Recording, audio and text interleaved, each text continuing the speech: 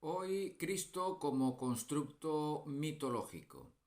Bienvenidos, amigas, amigos, aliados del arte, de la sabiduría, de los mitos, a este canal que ya conocéis y que se llama Hablemos de mitos.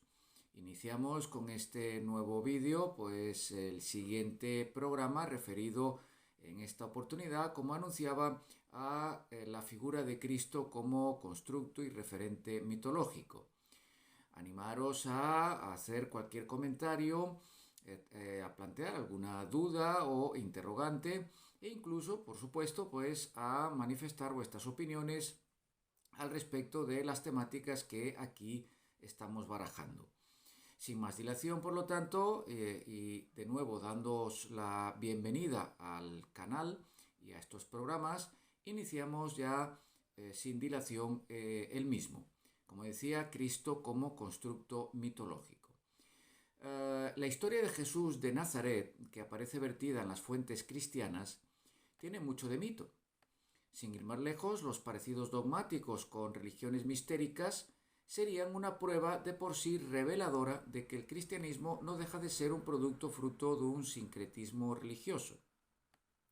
Tal posicionamiento no invalida necesariamente la probabilidad de la existencia histórica de Jesús. Esto es algo que hay que dejar por sentado. Se ha aducido por parte de numerosos estudiosos y exégetas bíblicos que la creencia y fe en el Mesías tiene como lugar de procedencia la religión persa y que Jesús es una concreción o constructo literario de la idea helenística de un mediador entre un Dios trascendente, absolutamente lejano y por tanto difuso, y la humanidad. Ese mediador es conceptualizado como logos o sabiduría. A esto habría que añadir que la personalidad de Jesús sería el desarrollo de un anhelo de liberación de parte de sectas judías que buscaban una divinidad mucho más cercana y que la noción de un Mesías sufriente provino de la idea babilónica y también griega de una divinidad que muere y resucita, al modo de Adonis o Dionisos. La cautividad de Babilonia entre 586 y 536 a.C. de la era facilitó que la antigua religión judía sufriese una significativa transformación. Incluso después del retorno, los israelitas permanecieron 2 siglos bajo la dominación e influencia persa aqueménida, manteniéndose tal contacto con posterioridad a la desmembración imperial que fue obra, como sabéis, de Alejandro el Grande, quien somete estas regiones orientales a la influencia griega. Cabe pensar que el pensamiento y ciertas concepciones religiosas persas habrían influido en la ideología tradicional israelí, originando nuevas concepciones. El dualismo persa barnizaría el monoteísmo de los israelitas.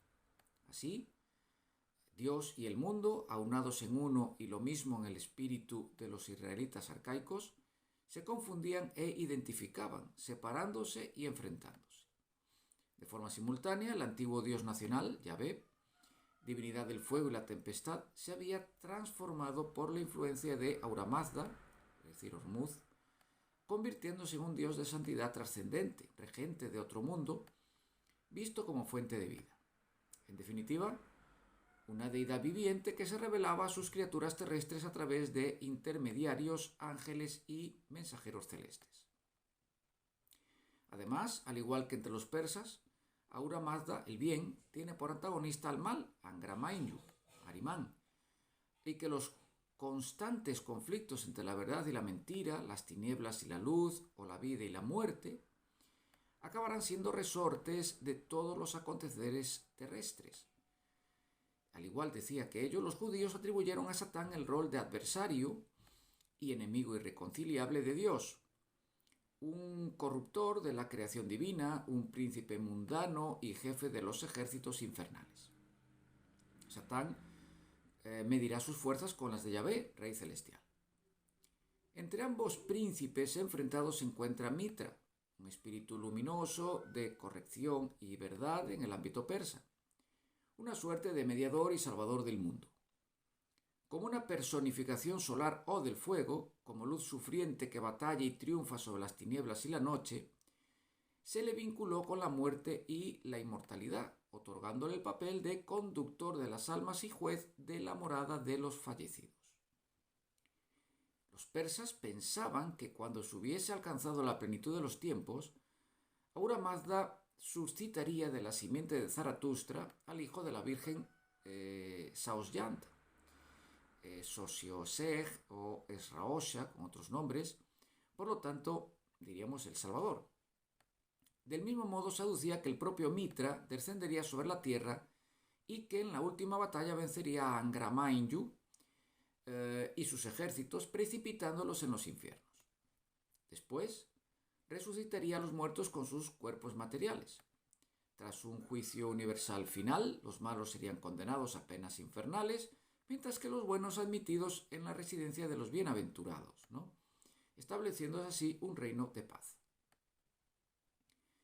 Mesías, por su parte, ungido, y en griego Christos, como sabréis, era antiguamente la denominación regia en calidad de representante de Yahvé ante la población. Representaba la calidad de hijo obediente a su padre. Posteriormente, se proyectó el concepto del Mesías hacia el tiempo futuro, esperándose de él la realización del reino de Yahvé sobre sus elegidos. De este modo, los primeros profetas verían en el Mesías un rey ideal del futuro, único, digno de heredar la gracia divina prometida en su momento a David. Los judíos le concebían como un héroe de mayor empaque que Moisés, capaz de restablecer el esplendor de Israel, relegando a los paganos e incrédulos de la religión de Yahvé. Se esperaba del Mesías que fuese quien de reunir a todos los judíos dispersos entre los paganos para así llevarlos al país de los padres, al reino de las almas, a la patria celestial, lugar desde donde descendieron y al que volverían tras el deceso físico. En los inicios se había contemplado en el Mesías a un mortal, a un nuevo David, un rey teocrático, un príncipe de paz bendito de Dios, gobernador con justicia de su pueblo, de una forma análoga a un Saoshyant, que mencionábamos anteriormente, persa, que descendía de Zaratustra. No en vano se le otorgó la denominación de Mesías a Ciro, por ejemplo, pues fue el Salvador supremo de Israel al sacarlos de la cautividad de Babilonia. De forma semejante a cómo la imaginación popular transformó a Saoshyant en un ser divino identificado con Mitra, el Mesías fue promovido por los profetas, Isaías, por ejemplo, al rango de rey divino, de tal manera que se le empezó a llamar héroe divino y padre de eternidad. Después del exilio, los judíos se habían instalado por el litoral oriental del Mediterráneo. Algunos se quedaron en Mesopotamia, mientras que otros se establecieron como artesanos, negociantes y banqueros en las regiones portuarias. Ahora, bajo la influencia moral y religiosa griega, el concepto de Yahvé sufriría otra transformación. Se desprende de los rasgos materiales y antropomorfos, convirtiéndose en un ser espiritual totalmente bueno, una deidad que ya es descrita por Platón. En esta oportunidad se creaba un dilema de extraordinaria relevancia: armonizar la majestad absoluta y celeste, la trascendencia de Dios con un sentir religioso que reclama la inmediata presencia de la deidad. Una idea tomada por los judíos de los persas era la del mediador, como representante de Dios en la tierra. En la esfera terrenal, su nombre era sabiduría, Sofía, debido a las influencias griegas y egipcias. Sabiduría era una de las ameshas pentas persas, espíritus próximos a Dios, lo cual corresponde a los arcángeles hebreos. El anónimo autor de la Sapiencia de Salomón, un judío alejandrino del siglo I antes de la era, la personificó, poseyendo ahora una identidad personal, material, aunque siendo una fuerza que penetra la naturaleza y es un principio de la de la revelación, quise decir, divina en la creación. De la misma manera que Platón quiso superar la dualidad del mundo sensual y la de aquel trascendental con su idea de alma universal, la sabiduría debía servir de mediador entre el Dios judío y su creación. Filón de Alejandría, filósofo hebreo que vivió entre el siglo I antes de la era y el primero de nuestra era, entendía que el contraste entre la majestad incognoscible, inefable y absoluta de la divinidad, encima del mundo sensible, y la realidad sensual de lo creado, contaba con mediadores, unos seres concebidos como mensajeros y representantes de Dios. Semejantes a los ángeles persas o a los demonios griegos, y próximos a las ideas platónicas, se parecen a las fuerzas seminales a través de las que la filosofía estoica explicaba los problemas del ser. La primera de tales fuerzas mediadoras, que probablemente personaliza el conjunto de las demás, era el logos, razón operante o también verbo creador de la divinidad. Se vería en él al sumo sacerdote que intercede en favor de los seres humanos, así como al transmisor de las promesas de la gracia divina. Estaríamos, por consiguiente, ante el alma, el espíritu del universo. La aspiración fundamental se orientaba al merecimiento de la felicidad que provoca la visión de Dios y la unión con Él, esperando obtener la posibilidad de gozar en esta vida de unos pocos deleites, digamos, que aguardaban en la celeste. Los judíos pensaban lograr tal plenitud gracias a la estricta observación, digamos literal, de la ley, aunque acababan enredándose en un laberinto de prescripciones que acabaron siendo realmente muy puntillistas. El mismo Filón señala, en una obra llamada Sobre la vida contemplativa, que los terapeutas, una asociación cultural configurada por judíos y prosélitos, buscaban a través de la soledad y el aislamiento el camino para llevar a cabo los postulados religiosos. La práctica de algunos ritos cultuales, muy parecidos a los de las sectas órficas y pitagóricas, como abstenerse de comer carne y beber vino, la pobreza voluntaria, el estudio de los escritos tradicionales de revelación mística, los cánticos religiosos o la castidad, iban de la mano de una piedad contemplativa y ejercicios religiosos comunitarios. De esta manera, pensaban que ponían los medios necesarios para alcanzar la salvación de una forma más eficiente. Por su parte, los famosos esenios rechazaban los juramentos y sacrificios sangrientos, venerando al sol, entendido como manifestación de la luz divina. En tales aspectos se identificaban con los terapeutas, si bien eran diferentes por su vida comunitaria y su organización cenobítica. Unos y otros, en cualquier caso terapeutas y esenios, participaban de una impaciente espera del fin del mundo, preparándose para recibir el cumplimiento de las promesas divinas a través de virtudes como la justicia, la caridad y la fraternidad. Estos grupos poseían tradiciones secretas. Flavio Josefo reseña que los esenios profesaban ideas dualistas acerca de la naturaleza del cuerpo y el alma. Al igual que otras sectas místicas, concebían el cuerpo como prisión y tumba en vida del alma inmortal, proveniente de una previa existencia de luz y de felicidad. Su notable pesimismo, debido a la contemplación de la vida terrena cotidiana, les inspiraba el deseo de liberarse de lo sensual, ¿no? Una vez que alcanzaran en el otro mundo una mejor vida. La salvación residía, por lo tanto, en el ejercicio de ritos misteriosos. Uno de ellos consistía en la ciencia de la nomenclatura de ángeles y demonios que abren el acceso a las diferentes esferas celestes que se conciben superpuestas. Tal ciencia sería revelada a los humanos por una deidad superior, un Dios salvador. Este es un concepto similar al que configura la fuente de Filón de Alejandría, es decir, la fe en la virtud sobrenatural del Verbo divino, mezclada con diversos elementos extranjeros, persas, babilonios, egipcios, y trasplantada desde la especulación filosófica a la esfera supersticiosa. Es así como la apocalíptica judía se acabaría presentando como la revelación de una sabiduría secreta y divina. Esta ideología procede sin duda de un sincretismo religioso en el que participaron elementos persas, judíos, babilonios, griegos y egipcios. En los 2 o últimos 3 siglos antes de nuestra era, estos aspectos se habían expandido por Asia Occidental.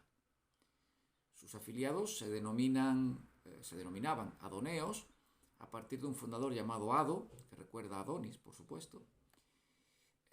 Denominada como religión mandeana, la poblaban numerosas sectas, ebionitas, setianos, sofitas, heliognósticos, ¿no? Unas cuantas de las cuales acabarían siendo herejías en el cristianismo primitivo. Nazoreo, referido a Jesús, se ha querido explicar a partir de los nasirianos o nasiritas, consagrados al Dios del Antiguo Testamento. De ellos se afirmaba que se abstenían del vino y del aceite, por ejemplo. Sin embargo, los judíos distinguieron con claridad entre nazoreos y nasirianos. De ahí que haya salido a la luz una teoría que vincula los orígenes de Nazoreo con la denominación de una secta precristiana que venera a su Dios, o Mesías, bajo el vocablo Nosri o Nasarja, cuyo significado es el de guardián o protector, si se quiere también salvador. Serían en consecuencia los iniciados en una ciencia secreta o gnósticos. Semejante etimología les proporcionó a los nazoreanos la posibilidad de cimentar los fundamentos históricos a su cualidad de protectores u observantes, sobre todo desde la idea del Mesías, adquiriendo un aspecto histórico. Parece muy probable que la existencia y difusión de un culto precristiano de Jesús sea efectiva. Uno de los argumentos esgrimidos al respecto tiene que ver con la cruz, entendida como un símbolo que expresa el sacrificio, crucifixión de uno mismo, así como la victoria de la vida sobre la muerte, en la unión con la deidad. Conviene recordar a este respecto que la cruz era un símbolo solar, aludiendo al aspecto de cruz que forma el sol cuando corta el ecuador celeste en el equinoccio primaveral, logrando así una suerte de victoria de la luz al surgir de la parte inferior del zodíaco correspondiente al invierno. De hecho, el Mesías es el mediador entre las cosas superiores y aquellas inferiores, entre lo mundano y Dios. En el diálogo platónico Timeo, el alma universal que media entre Dios y el mundo se representa con la forma de una cruz inclinada, tendida entre el cielo y la tierra. Un rasgo propio de tiempos arcaicos sería el sacrificio humano, por lo tanto. La ceremonia de la circuncisión y consumir el cordero pascual actuarían como una redención de un sacrificio humano, aquel del primogénito ofrecido al Dios Supremo. Dicho de otro modo, si queréis, en lugar del hombre se sacrificaba el prepucio o un cordero, esto es, una parte corporal con el objetivo de salvar el todo. No se olvide que los semitas practicaban el ritual del sacrificio humano en la primavera para rescatar a la población de los pecados cometidos durante todo un año. Se trata de una práctica muy extendida en la antigüedad, por lo tanto, nada sorprendente. Los reyes, específicamente sus primogénitos, serían las principales víctimas propiciatorias ofrecidas en sacrificio. El desarrollo del monoteísmo traería consigo la degradación de las antiguas deidades. Fueron rebajadas al rango de mortales. De tal forma, el relato del Génesis fue imaginado con el objetivo de motivar de forma histórica la sustitución de los sacrificios humanos, reemplazándolos por otros de animales. Entre los antiguos israelitas estuvo extendida la práctica de los sacrificios humanos, en especial a través del concepto del chivo expiatorio, que es abandonado en el yermo desierto como mecanismo de redención de los pecados de la comunidad. Se conservó mucho tiempo la idea de sustituir las vidas humanas por la muerte de animales en los arcaicos sacrificios, en virtud de que ese sacrificio se asociaba a la renovación de la vida que la sangre de la víctima aportaría a la naturaleza, asolada en verano o latente por el invierno. Se trata de la ceremonia que originó el mito de un dios hermoso y joven que moría entre grandes lamentos para luego renacer, resucitando en medio de una alegre algarabía. Hablamos, sin ir más lejos, del Atis frigio, del Adonis sirio, del Osiris de los egipcios, del Mitra persa, del Esmun fenicio o del Sandán de Tarso en Cilicia. Los más antiguos inicios de tales cultos pudieron encontrarse en Babilonia, fundamentalmente en Babilonia, Marduk, Bel, Tammuz eran deidades que fallecían y resucitaban, ¿no? Lo sabemos bien. A veces eran imaginadas divinidades como Shamash, Nergal o Sin, que descendían al inframundo en una especie de muerte y renacimiento también. Simbolizaría una personificación del sol que, al morir, representa el invierno y las tinieblas para ofrecer al mundo ulteriormente una nueva vida. Finalmente, deciros un apunte más, muy rápido. Los rabinos tuvieron sobre el Mesías dos distintos conceptos. O bien, el hijo de David, enviado por Dios para liberar a los judíos del sometimiento extranjero, y que sería el fundador del reino universal y el juez de la humanidad, o el Mesías que tenía la obligación de reunir las 10 tribus de Galilea y conducirlas a Jerusalén, aunque moriría luchando contra Gog y Magog. Parece más factible que los judíos tomasen de los persas la idea de la pasión del Mesías, aunque no todos la aceptasen de buen grado. Los dos Mesías se fundirían, en cualquier caso, en uno en el Evangelio.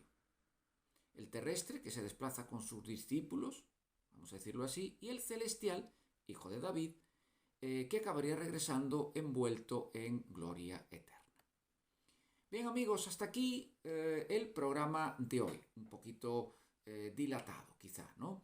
Espero vuestros comentarios, vuestros apuntes, interrogantes, todo aquello que tengáis a bien comentar.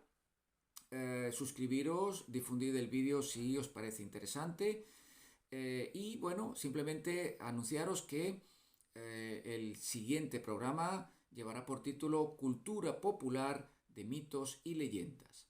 Hasta ese momento, pues desearos unas muy buenas semanas, emplazaros a este nuevo programa, como os decía, y mientras tanto, pues salud, a conservarse y a pasarlo muy bien.